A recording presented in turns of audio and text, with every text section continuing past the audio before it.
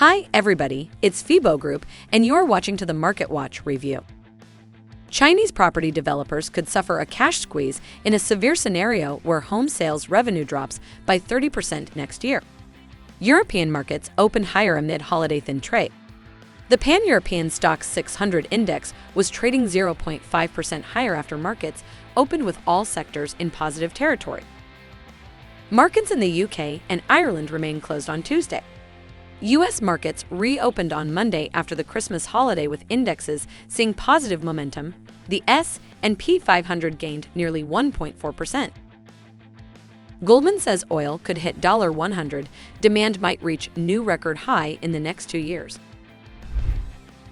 Shares in Asia rose on Tuesday after the S&P 500 notched yet another record close on Wall Street overnight. Japan's Nikkei 225 led gains among the region's major markets as it gained 1.37% on the day to 29,069.16, while the Topix index advanced 1.37% to 2,005.02. The Japanese yen traded at 114.84 per dollar, following yesterday's weakening from levels below 114.5 against the greenback. Elsewhere, Hong Kong's Hang Seng Index closed 0.24% higher at 23,280.56. As many as one-third of 40 Chinese property developers rated by Fitch Ratings could suffer a cash squeeze in a severe scenario where home sales revenue drops by 30% next year, says the ratings giant. The longer the stresses on China's property sector last, the greater the risk of a loss in consumer confidence, Fitch said in a December 20 report. Markets in Australia were closed on Tuesday for a holiday. As we have noticed before, European markets opened higher.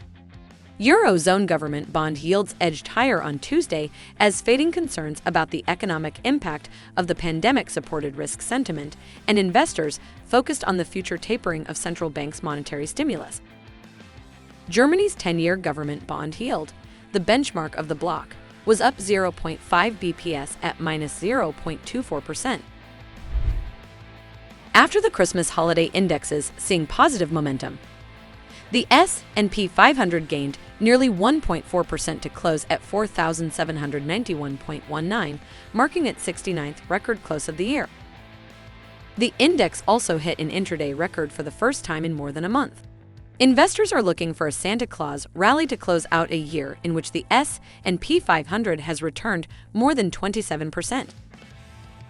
Goldman Sachs predicts a new high in oil demand in 2022 and again in 2023. Damian Kervelin, the investment bank's head of energy research, also said Friday that oil at $100 per barrel was a possibility. Both international benchmark Brent crude and U.S. crude prices have spiked above $80 in recent months as post-pandemic demand outstrips supply. Surging natural gas prices have also caused crises around the world, most notably in Europe. That's all for me.